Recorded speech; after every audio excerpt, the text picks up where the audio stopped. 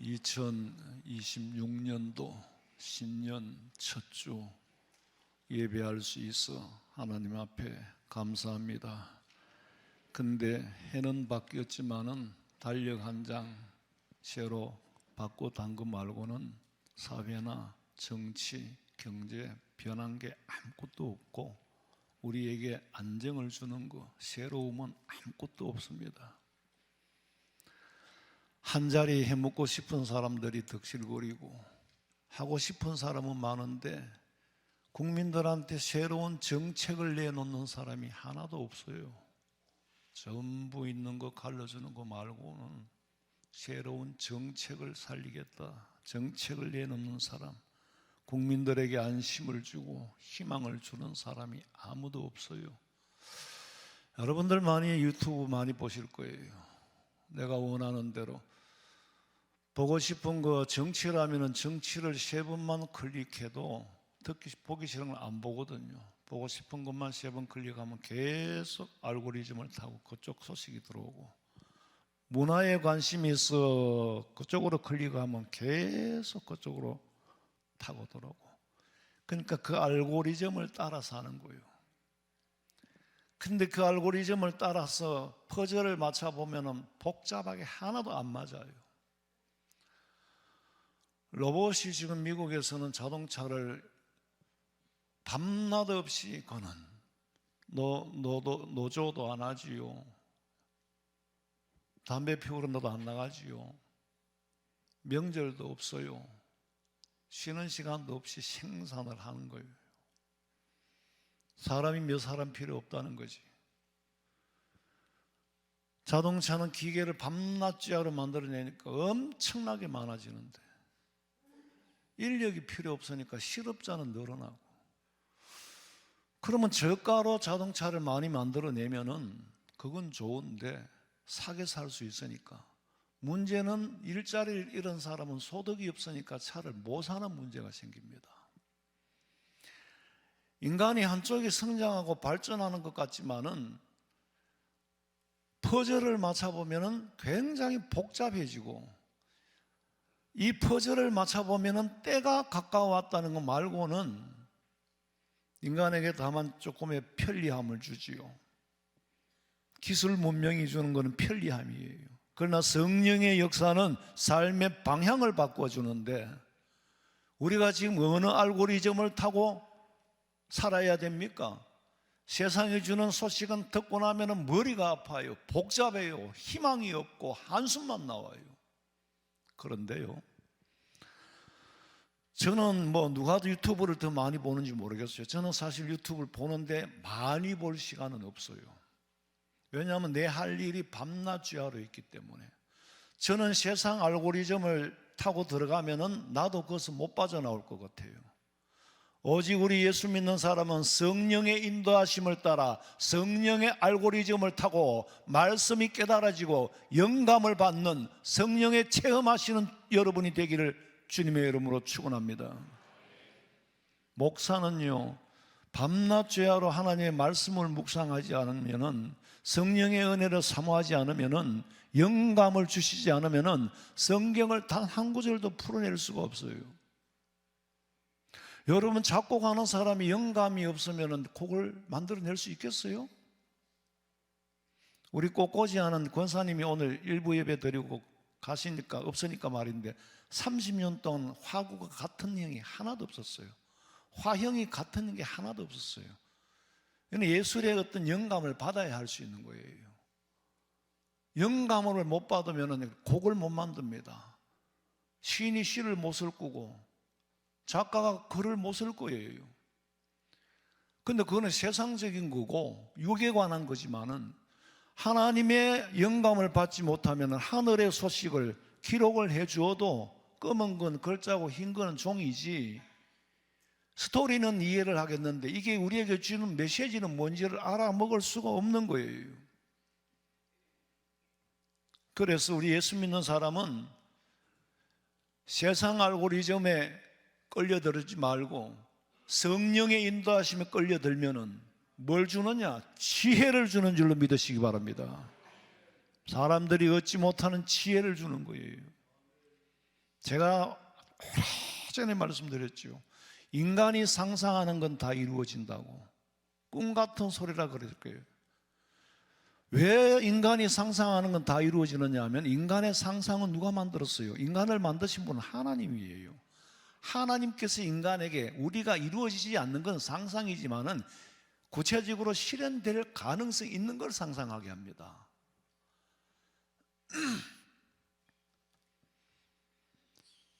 상상은 하나님 주신 선물이에요. 이건 제 생각에서 나온 것이 아니라 천지 만물을 창조하시는 하나님을 알면은 다 그런 생각을 할 수밖에 없어요. 일론 머스크 같은 사람은 상상을 실현해내는 사람이잖아요. 그런데 문제는 실현하는 게 문제가 아니라 상상하는 게 중요한 거예요. 상상의 경쟁 시대에 살고 있습니다. 그럼 우리는 뭘 상상해야 됩니까? 인간의 상상의 주체는 하나님이지, 미지에 일어날 일을 생각하게 하신 것뿐이지 인간에서 나온 게 아니에요. 인간이 뭘 만들어내느냐, 그건 결과물이고, 뭘 만들 거냐라고 상상하는 건 하나님이 주시는 영감이에요. 내 영을 부어주리니 네 자녀들은 예언할 것이요. 상상하라는 거예요. 젊은이들은 환상을 보고 상상하라는 거예요. 주님이 주신 세계를 상상하라.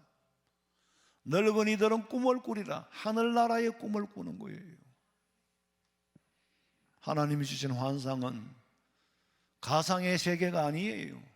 가상을 현상의 세계로 끌어들이는 거고, 완성된 곳이 천국입니다.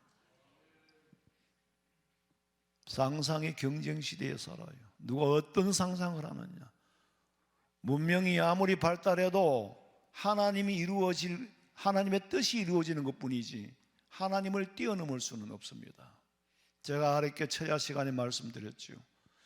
AI나 챗봇이나 그거 필요 없는 게 아니에요. 하나님의 뜻을 지금 이루어가는 과정이에요. 인간이 그렇게 만드는데 하나님께서 인간을 도구로 사용하고 있는 것뿐입니다. 그 자체가 나쁘다 좋다라고 평가할 수 있는 문제가 아니에요. 마지막 때 있을 일이 있는 것뿐입니다. 사람을 통제하고. 근데 인간의 죄는 사해 줄 수가 없어요. 로봇가 인간의 죄를 사할 수 있나요? 죽음의 문제를 해결할 수 있습니까? 죄를 사하여 주시고 우리에게 영생을 주시는 분은 오직 하나님 한 분밖에 없는 줄로 믿으시기 바랍니다. 우리는 지금 천국을 상상하는 거, 이방인들은 상상도 못하지만 우리가 상상하는 거, 하나님의 나라를 다 상상만 할 수 있으면 다행이에요. 보여주신 것 조금밖에 상상할 수 없습니다.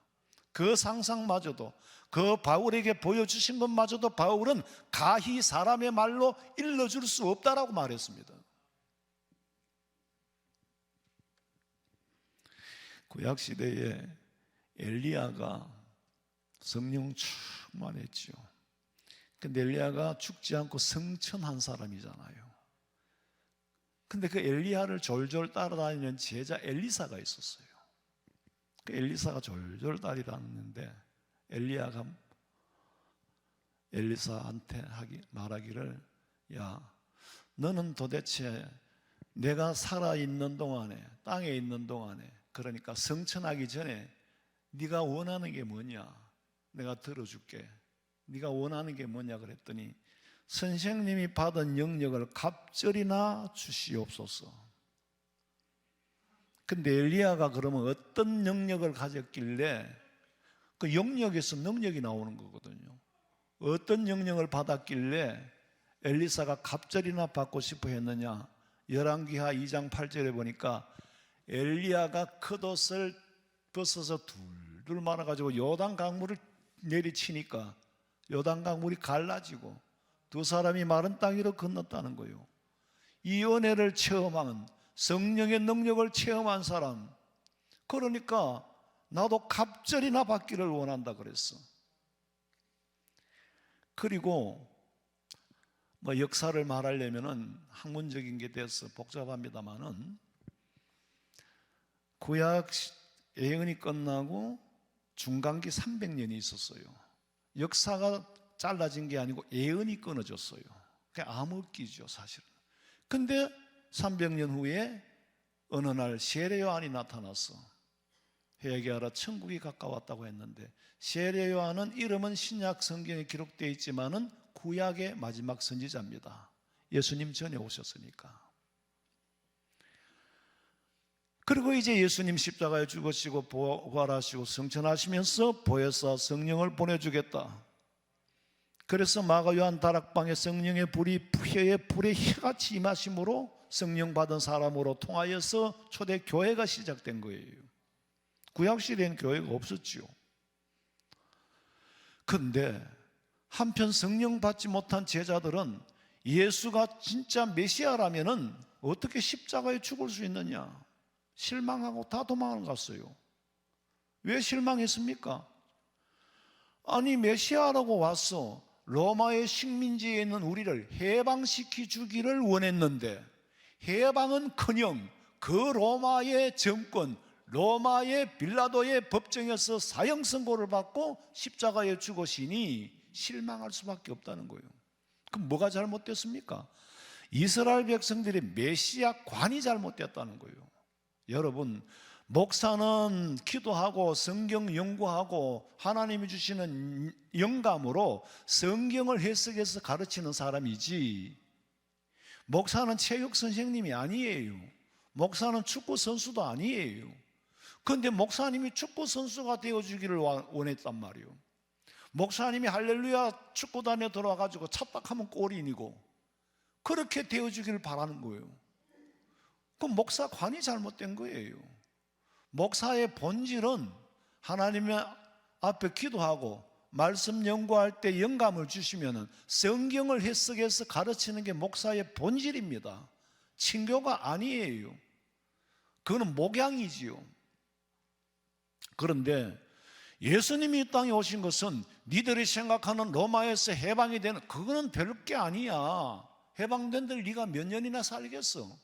인류를 구원하려고, 인류의 죄를 사하여 주시려고 대신 그 죄값을 짊어지고 십자가에 죽으러 오셨는데, 죽으러 오신 예수님은 죽어야 마땅한 거잖아요. 근데 만약에 그 예수님이 안 죽고 살아서 100살이나 200살이나 지금까지 산다면은 그분이 예수님이 아니라고, 오히려 의심을 해야 된다고. 십자가에 안 달리시면 의심을 해야 돼. 안 죽으시면 의심을 해야 돼. 근데 죽었기 때문에 의심을 하는 거예요. 메시아라면 어떻게 죽느냐 이거요. 이렇게 신앙관이 완전히 거꾸로 뒤틀리고 어긋난 거예요. 신앙관이 어긋났으니까 예수님이 죽인 것도 사실 누가 죽였어요? 이스라엘 백성들이 군중에 의해서 재판만 로마의 정권을 빌린 거지. 그리고 영안이 어두워서 진정한 메시아관을 알지 못했기 때문에, 메시아를 보지 못했기 때문에 십자가에 죽인 죄의 값은 인류 역사의 2000년이잖아요. 그리고 이제 2026년이 됐죠. 어쨌거나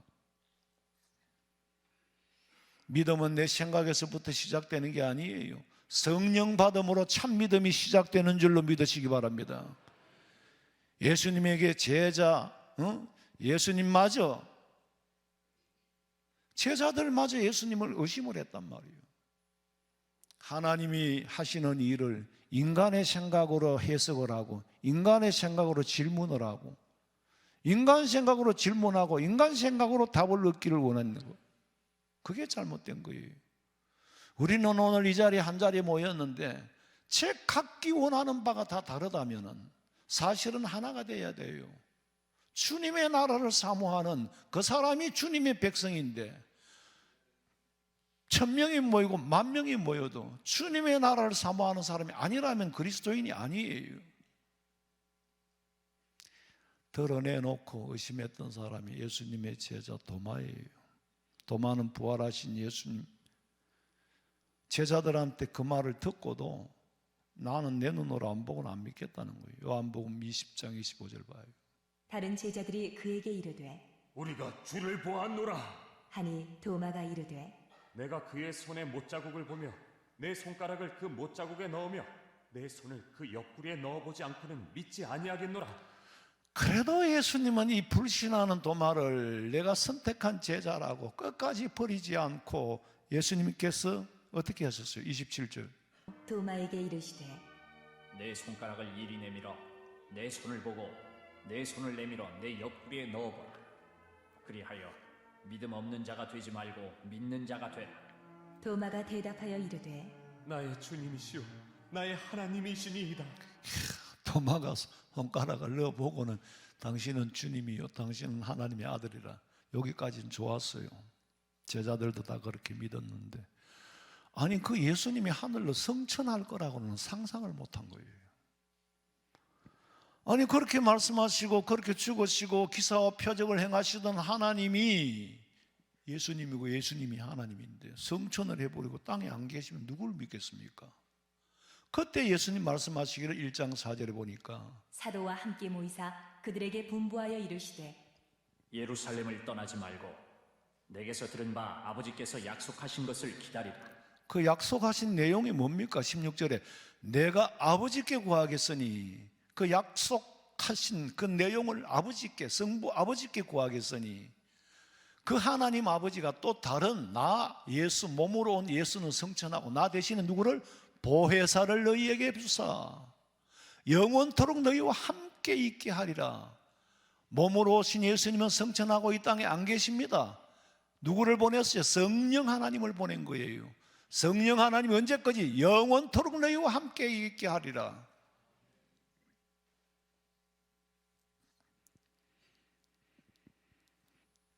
그리고 성령이 임하시면은 내가 하는 말이 무슨 말인지 알아듣게 될 거다. 26절. 보혜사 곧 아버지께서 내 이름으로 보내실 성령 그가 너희에게 모든 것을 가르치고 내가 너희에게 말한 모든 것을 생각나게 하리라. 생각나게 하리라. 4절 봐요. 사도와 함께 모이사 그들에게 분부하여 이르시되 예루살렘을 떠나지 말고 내게서 들은 바 아버지께서 약속하신 것을 기다리라. 기다리로. 그러면은 그 약속이 이루어진다. 그럼 그 보혜사 성령을 받고 나서 그 다음 일은 그때 알게 해줄 거다. 이 말씀을 이제 믿은 거예요. 믿은 제자들이 마가 요한 다락방에 모여서 잡담회하고 있었던 것이 아니라 14절에 보니까 여자들과 예수의 어머니 마리아와 예수의 아우들과 더불어 마음을 같이하여 뭐라고? 오직 전혀 딴 거 생각하지 않고 오로지 기도에 힘쓰더라. 우리 성도들도 초대교회의 제자들과 같이 오로지 기도할 때에 성령이 임하시고 성령이 주인이 되시어서 사는 삶은 지금 우리의 육신의 삶을 몸을 가지고 살지만은 우리의 삶은 영적인 세계에서 평안과 평강을 누리고 사는 줄로 믿으시기 바랍니다. 기다리라면 기다리는 거예요. 중세기 어떤 백작이 멀리 볼 일이 있어서 마차를 타고 아침에 볼일 보러 나서니까 어린 애가 아들이 꼬매인데 자꾸 아빠를 따라가려고 따라 나서는데 할 수 없이 태워서 갔어. 한나절이나 반나절이나 가서 볼일을 보고 집으로 돌아오는데 오다가 깜짝 잊은 거예요. 볼일 덜 봤어. 장 보러 갔으면 장을 덜 봤다고 생각하면 되겠지. 그리고 그 먼 길을 또 아이를 그 마차에 덜컹거리는 마차에 태워서 갔다 오면 너무 피곤할 것 같아서 야, 너 내려서 여기 기다려. 기다리면 아빠가 올 거야. 너 딴 데 가면 안 돼. 꼼짝하지 말고 여기 기다려. 여기 기다려. 누가 뭐라 그래도 여기 기다려. 그리고 아빠가 갔어요. 가서 이제 볼일을 맞아보고 어둑어둑하고 정신을 잃었는지 아를 놔둬놓고 그냥 집에 가버린 거예요. 집에 가니까 아내가 아니 아침 당신 애를 데리고 가. 애는 왜 있노? 또 깜빡 잊은 거예요. 그래가지고 다시 마차를 돌려가지고 그 밤중에 아를 데려갔는 거예요. 그랬더니 애가 거서서 울고 있는 거야. 그러고 오면서 하는 말이 아빠 아빠가 여기 콕 기다리고 딴 데 가지 말고 있으라. 내가 틀림없이 온다고 했기 때문에 내가 여기 기다렸는데, 날이 어두워지니까 지나가는 사람들이 웬 낯선 애가 어두운 데 서 있으니까 안 됐잖아요. 너 여기 뭐 하냐? 아빠 기다렸는데 너 아빠가 어디 가냐? 이렇게 됐습니다. 야, 이렇게 어두운데도 아빠가 안 오시는데 안 오실 거야. 그러니까 우리 집에 가서 자고 내일 아침에 오자. 아니에요. 우리 아빠가 틀림없이 오신다 그랬어요. 암만 쓸 때 그래도 안 들으니까 가버렸어. 두 번째 사람 마찬가지로 똑같은 말을 했어. 야, 너 아빠가 너 버렸어. 오실 거면 오지. 네가 여기 울고 서 있도록 안 오겠냐? 그러니까 내 따라가자 그랬네. 안 가는 거예요. 아니요. 우리 아빠가 여기 기다리라 그랬어요. 그거 안 기다리고 만약에 딴 집에 가서 자고 나왔으면 아빠는 아빠대로, 아는 아대로 못 찾고 못 만나는 거예요. 보혜사 성령을 기다린 거예요. 예루살렘을 떠나지 말고, 여러분 믿음에서 떠나지 말고 성령 하나님이 내 삶을 주관하시는 것을 체험하는 날까지 기도하시기를 간절히 소원합니다. 그러면은 전혀 기도할 때에, 오로지 기도할 때에 마가 요한의 다락방에 내려졌던 성령이 여러분의 심령 속에서 역사할 줄로 믿습니다. 엠마오로 가던 제자들에게 부활하신 예수님께서 나타나서 같이 갔어요. 같이 갔는데 엠마오로 가는 제자들은 예수님이 지금 옆에 동행하고 계신다는 것도 모르는 거예요. 눈으로 보고도 몰라. 누가복음 24장 16절에 보니까 그들이 눈이 가리어져 그냥 영안이 어두워졌다는 거죠. 그 예수님을 알아보지 못했어. 눈으로 보고도 알아보지 못했지만 성령께서 그들의 마음을 뜨겁게 할 때에 비로소 그분이 예수님이었구나. 32절에 그들이 서로 말하되 길에서 우리에게 말씀하시고 우리에게 성경을 풀어주실 때 우리 속에서 마음이 뜨겁지 아니하더냐. 예수님의 말씀을 들을 때 마음이 뜨거웠어. 근데 그때는 몰랐어. 여러분 지금 제가 드리는 이 말씀은 우리끼리 두고 쓰는 그런 전설을 얘기하는 게 아니에요. 어떤 누가 쓴 소설을 지금 제가 해석하고 있는 게 아닙니다. 인류 역사를 해석하고 있는 거예요. 역사 속에 오신 보혜사 성령님, 역사 속에 오신 예수님을 지금 말씀하고 있는 겁니다. 시작은 하나님이 하시고 끝도 하나님이 끝내는 거예요. 그 중간에 말씨 중에 지 말에 지금 우리는 살아가고 있어요. 그러다 보니까 급변하는 시대, 날마다 새로운 질서가 들어서는, 그러니까 복잡하고 혼란스러운데 오직 우리에게 질서는 하나님의 말씀이 질서인 줄로 믿으시기 바랍니다. 세상에 누구를 믿고 뭘 믿겠어요? 믿을 데 없어 하나님의 말씀을 믿는 게 아니에요. 선택할 수 있어서 내가 선택한 게 아니에요.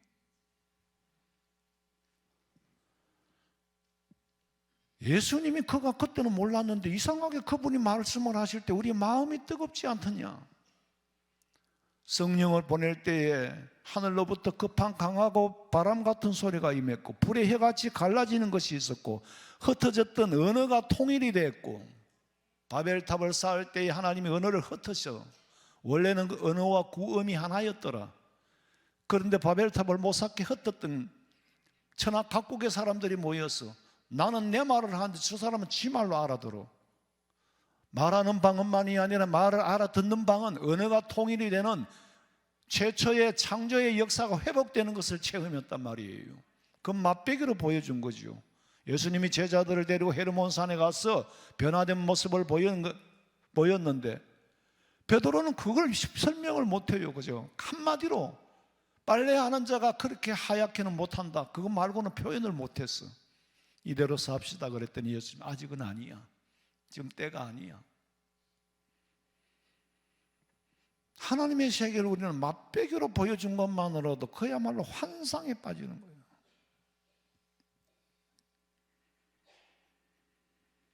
성령이 임하는데 저는요 성령 받을 때 뭐 가슴이 뜨겁고 뭐 기도할 때만 머리가 뜨겁고 그런 게 없었어요. 물리적으로 그런 건 전혀 없었어요. 그런데 하나님의 말씀을 들을 때, 설교를 듣고 말씀을 읽을 때에 이게 성령의 감동으로 기록이 됐잖아요. 그 성령의 감동으로 기록된 말씀이기 때문에 내 속에 성령으로 감동이 오는 거예요. 도무지 논리적으로 믿을 수 없는 일이 믿어진다는 것도 내 생각이 아니에요. 내 뜻으로 막 믿음을 훈련시켜가지고 믿어라 체면을 그은 것도 아니에요. 이 말씀이 내 속에 살아 역사를 하는데 내 눈으로 보고 있는 것처럼, 내가 그 속에 현장에 있었던 것처럼, 그리고 이전 것은 다 있도록 걱정과 근심과 고민과 사춘기 때에 있었던 그 모든 것을, 심지어는 악한 생각을 하고 악한 말을 하고 그런 마음을 절제를 시켜주는 거예요. 낙심했던 마음 더 이상 하지 마, 절제를 시키고, 좌절하고 있는 마음을 절제를 시키는 거예요. 그리고 하나님은 내게 희망을 주셨습니다. 저에게 소망을 주신 거예요. 저는 그때 그 말씀 전하는 전도사님, 말씀 전하는 목사님 볼 때 천사같이 보였어. 그렇지만 저는 목사가 되고 싶지는 않았어요. 전도사가 되고 싶지는 않았어요. 왜냐하면 전도사님의 속사정과 전도사님의 내부를 알고 있었기 때문에. 내부가 무슨 죄를 짓고 더러워서가 아니에요.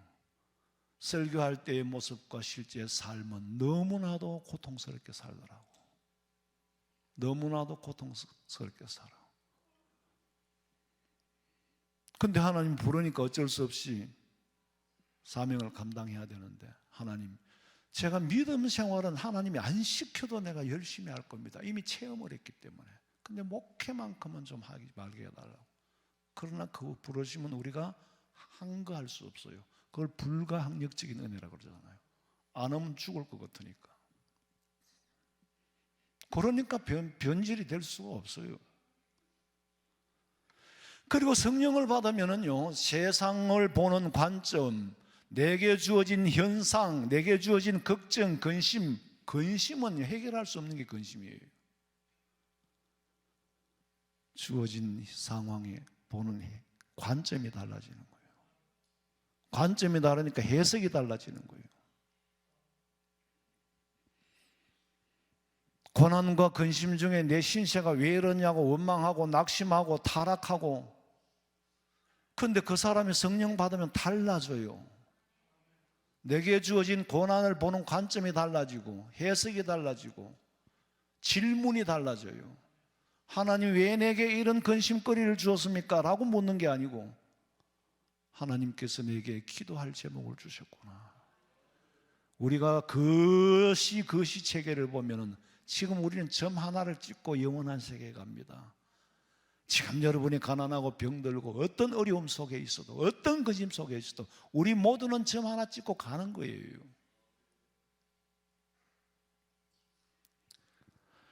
옛날에 제가 대명동에서 사역할 때에 양반은 술 취하면 교회와 사무실 문을 들고 차는 거예요. 근데 술이 거의 안 취하는 날이 없어. 하늘에 해가 떠 있는 날은 다 취하는 거예요. 근데 무슨 찜 믿고 나면 교회에 와가지고 대문을 들고 찹니까?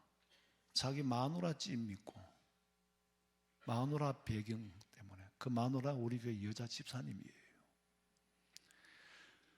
그 마누라가 여자 집사님이 아니었다면 내가 경찰에 고소를 하겠지, 고발을 하겠지. 첫날 만나러 와가 그러니까. 근데 그 아내가 우리 교회 집사님이기 때문에 내가 고발을 못해요. 그럴 바에는 교회에 찾아왔으니까 그래도 술 먹고 딴 집에 가서 대문 안 차고 교회 문 차는 게 다행이지. 그렇잖아요? 그것도 집사님이, 그 여자 집사님 부인 덕이야. 그 사람 맨날 남의 집 대문 차면은 맨날 경찰에 붙잡혀 갈 거야. 그런데 교회 대문을 들고 차는 거예요. 그거 하나님의 역사예요. 나 그 사람 변하는 거 보고 우리 교회 개척할 때 교회 동네 아들이 와가 마당에 돌 두들두들 차도 절대로 말하지 마라. 교회 와서 마당에서 노는 거 감사해야 돼요. 그 녀석은 교회 오는 걸 무서워하지 않습니다. 그런데 이 양반이 나는 어떻게 되었냐면 틀림없이 마누라가 믿으면은 남편 믿게 돼 있어요. 언젠가는 우리 교회에 올 거다. 올 거라고 생각하니까 함부로 대할 수가 없잖아요. 자기는 지금 눈에 보이는 대로 나를 대하지만은 나는 더 지금 멀리를 내다보고 대합니다. 선생님, 하나님은 선생님 사랑합니다. 나 사랑하면 내가 이 꼴로 사냐? 거의 타락하기 직전이에요. 사랑하면 내가 이래 사냐? 그러고 가요. 또 오면 그래도 하나님은 사랑합니다. 그래도 사랑합니다. 내가 그런 말을 할 수 있었던 이유는 뭐라고? 저 사람이 앞으로 교인 될 수 있으니까. 내가 그 사람을 막대했다면 그 사람 우리 교인 될 수가 없어요. 우리 교회 권사님 중에도 집사님 중에도 제가 사역할 때 대학생이었는데 우리 교회 와서 권사가 되었어. 그럼 난 떠나왔는데 자기는 시집 갔겠지. 그리고 두루두루 교회에서 만났어. 그래서 내가 대학생 때 이랬으면은 교회 와보고 깜짝 놀라고 도망갔을 거예요. 애로 보지 말고 여러분 우리가 좀 멀리 내다봐야 돼요. 내가 지금 이럴 때 멀리 어떻게 될까? 근데 이 양반이 한 번은 딱 제목을 정했어. 안 믿는 남편을 전도 대상으로. 그거 행사하는데도 사탄이 역사를 하더라고. 그래 교회에 이제 선물을 갈라주는데 안 믿는 남편들에게 교회가 주더라 캐라. 그러니까 제 후배 목사님 그러지 말고 목사님 명함을 하나 새겨가지고 주면은 목사님이 준다 하면은 더 받는 사람이 감동을 받을 거 아닙니까? 나는 속으로는 그런 생각을 해도 안 그러면 배급 주는 것처럼 보이면 안 되거든요. 그것도 경영이잖아요. 사람이 경영인데 그럼 명함을 하나 찍자고 그래서 나도 모르게 명함을 찍어 왔어요. 그래가지고 이제 갈라주는데 권찰들 갈라주는데 그걸 끼워가 나갔는데 어떤 장로님이 보고는 왜 목사님 치돈 줬나? 왜 지명함을 갖다 걷고 나? 컵발로 완전히 내 가슴을 밟더만요. 그럼 다 그다라. 그리고 제가 오기 한 달 전에 맛이 갔어요. 여러분 성령의 일을 거슬리면 안 되죠. 내가 뭔 명예를 이름을 내려고 내 명함을 꽂겠어요. 그러면 더 성의 있게 받지 않겠나. 근데 어쨌거나 그분이 와가지고 성령이 역사하니까 은혜를 받은 거예요. 은혜를 받으니까 사람이 처음에 올 때는 볼품이 없었어. 술 먹고 올 때는 교회 오는 날은 몰라봤어요. 옷을 갈아입고. 근데 점점 변하기 시작하는데 헤어스타일도 변하고요. 옷도 더 깔끔하게 입고요. 사람이 완전히 때깔이 달라지는 거예요. 때깔이. 빛깔이 달라지는 거예요. 그러니까 동네 사람들이 그 매작골 그 전부 판잣집에 살던 사람 죽 인간 됐네. 그러니까 얼마나 집안이 어수선했으면 애가 집을 나가버리고 개판이 돼버린 거예요. 그런데 교회 나오고부터는 사람이 서서히 변하기 시작하는데 죽어 이제 사람 돼 간대. 사람 돼 가니까 도와주고 싶은 사람이 생기는 거예요. 직장을 얻어준다는 거지. 하나님은 사람을 통해서 역사하십니다. 동네 사람들이 저서 인간 됐다, 저 도와줘야 된다. 직장을 구해줬는데 나는 그런 줄도 몰랐어. 한 분은 사택에 와서 또 대문을 두드리더라고. 누군 곳이 문을 열고 세상에 사과 박스 옛날에는 20kg, 30kg짜리 그걸 하나 메고 왔는 거야. 툭 갖다 놓더라고. 나 깜짝 놀래가지고 이게 뭡니까? 그러니까 목사님 내 직장에 돼가지고 지금 첫월급 받아가 목사님 사과 한 박스 사다 드리고 싶어 사과 왔대요. 그러니까 집 나갔던 애도 돌아오고 이거요 온 가족들이 매달려 너 인간 되라 정신 차리라 해도 안 됩니다. 사람이 사람을 개조를 못 시켜요. 하나님만이 하실 수 있는 거예요. 옛날에 우리 어머니가 그러더라고. 연장은 고쳤어도 사람은 못 고쳐준다고. 사람을 고칠 수 있는 분은 성령 하나님인 줄로 믿으시기 바랍니다. 성령 받지 못하면 변화되지 못해요. 변화받지 못한 삶을 살게 되면 끝은 어떻게 될까? 근데 성령의 역사는 기도할 때예요. 내 힘을 다 빼요. 내 생각을 다 빼요. 근데 걱정, 근심까지도 빼가가는 거예요. 내 혈기도 빼는 거예요. 그리고는 거기 뭘 채워줍니까? 선한 마음을 채워주고 거기에 희망을 채워주고. 사람은 마음 먹기대로라니까. 내가 변하면 세상은 다 변해요. 세상이 변해주기를 앞만 바라도 세상은 꼼짝도 안 합니다. 하나님께서 내가 가진 더러운 걸 다 제거해 가지고 내 속에 내 생각이 아닌 하나님의 생각을 집어넣어 주는 거예요. 하나님의 마음을 집어넣어 주는 거예요. 그런데 기도하지 않으면 순식간에 거두어 갑니다. 역사하지 않아요. 육신의 정욕과 내 생각과 내 고집을 불러일으키게 만드는 거예요. 혈기를 불러일으키게 만드는 거예요. 나쁜 생각을 불러일으키게 만드는 거예요. 그러니까 쉬지 말고 기도하라는 한 말씀이 얼마나 삶 속에 깊이 체험하게 되는 거지. 얼마나 중요한 말씀인지를 체험하는 거예요. 그리고 성령께서는 지혜를 주십니다. 사람들이 생각할 수 없는, 우리가 생각하는 그 이상의 하나님이 주시는 지혜를 준다니까. 그 지혜를 공짜로 줍니까? 솔로몬에게 공짜로 주셨어요? 아니에요. 열왕기상 3장 9절 봐요. 누가 주의 이 많은 백성을 재판할 수 있사오리까? 듣는 마음을 종에게 주사 주의 백성을 재판하여 선악을 분별하게 하옵소서. 솔로몬이 이것을 구하매 그 말씀이 주의 마음에 든지라.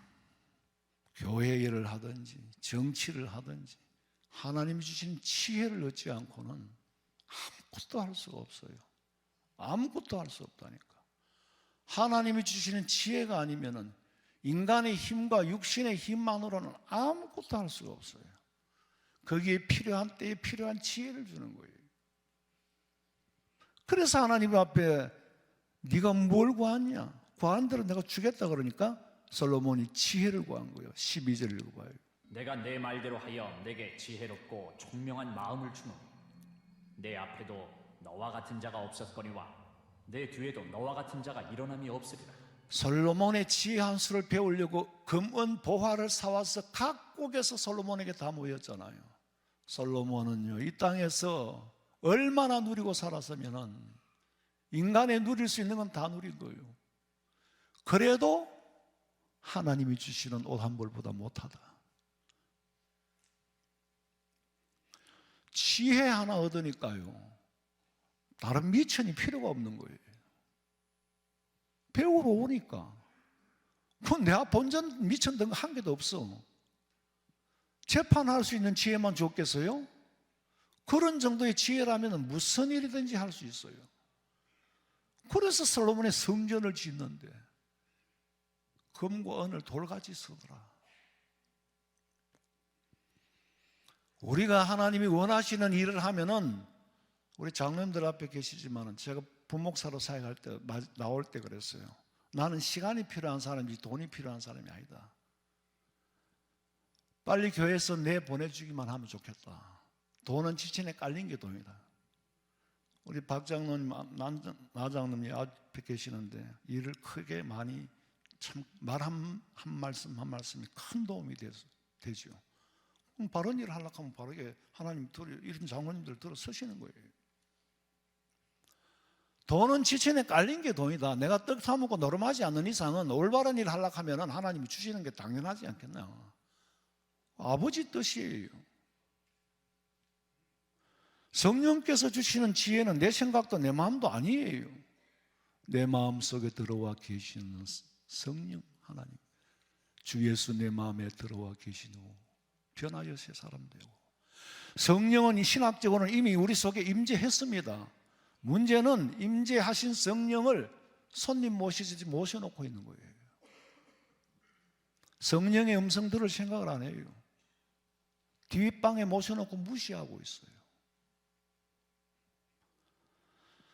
우리가 성령 체험하지 않고는 마지막 때에 환난을 이길 수가 없어요. 마가복음 13장 11절 봐요. 사람들이 너희를 끌어다가 넘겨줄 때에 무슨 말을 할까 미리 염려하지 말고 무엇이든지 그때에 너희에게 주시는 그 말을 하라. 말하는 이는 너희가 아니요 성령이신다. 박해와 핍박이 올 때 그 마지막 7년 대환란을 어떻게 이길까? 절반은 감화에 준다고 해도 절반을 어떻게 이길까? 내가 관원들 앞에 붙잡혀 가면 무슨 말을 할까? 그거 걱정하지 마. 그거 걱정하지 마. 내가 다 알아서 하는 거야. 다만 환란이 오면은 주님이 오실 때가 가까웠다는 것만 알면 돼. 아무것도 두려워하지 마라. 주님이 하신다는 거예요. 그때에 너희에게 주시는 그 말을 하라. 성령께서 주시는 그 말을 하라. 이는 너희가 아니요 뭐라고? 성령이시니라. 내 마음을 내가 다스리려고 한다고 다스려집니까? 내가 내 마음을 다스리려고 하는 만큼 더 깊은 수렁에 빠져요. 저 권사님 옛날에 대학생이었어. 내가 내 생각을 가지고 고민을 한다고 해결될 거면 누가 안 하겠어요? 하면 할수록 더 깊은 수렁에 빠집니다. 내 생각에 빠지면 평안도 없고 평강도 없어요. 그러나 성령께서 주시는 마음은 그 큰 근심 중에도 고통스러운 괴로움도 다 거두어 주시고 내 마음을 쇠틀같이 가볍게 만들어주는 거예요. 가슴은 시원케 해주는 거예요. 성령 체험하시려면 내 힘을 빼세요. 교만도 오만도 혈기도 내 생각도 다 빼라고. 그 자리에 하나님이 성령께서 채워주시는 거예요. 성령 체험하면 내 생각이 줄어들어요. 그 안에 하나님의 말씀이 채워지고 성령의 가르침을 받아 살면 후회할 일을 안 만들어요.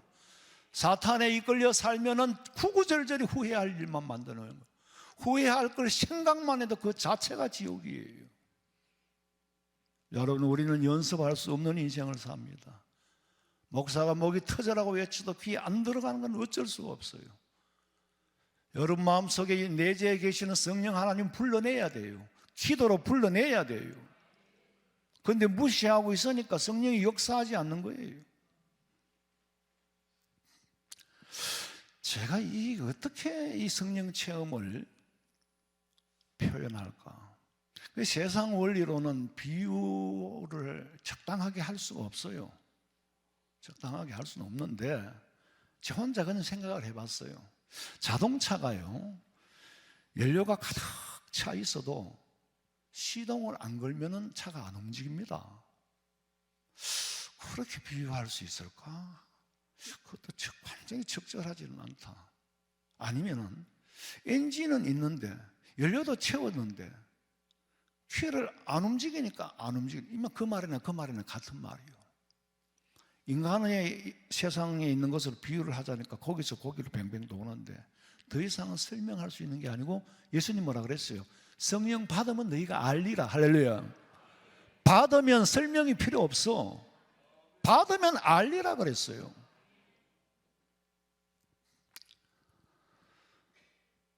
성령 하나님은 이 땅에 사는 동안에도 믿음 지키도록, 또 이 땅에 사는 동안 낙심하고 좌절하지 않도록 그 어떤 경우에도 성령 충만하면 내 삶을 지켜주시는데, 2026년도 새해에는 내 속에 역사하시는, 내 속에 임재해 계신 성령 하나님을 불러내서 성령이 주시는 지혜로 살면은 미천이 필요 없어요.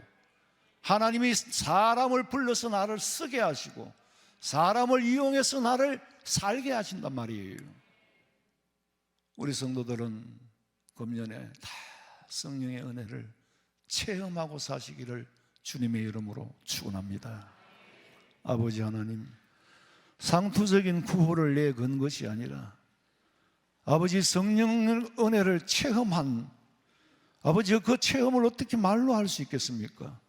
네가 성령 받으면 알리라고 하셨는데 우리 성도들이 성령을 받고 체험하며 비로소 알게 하여 주시옵소서. 다시 오실 예수님의 이름으로 기도하옵나이다. 아멘.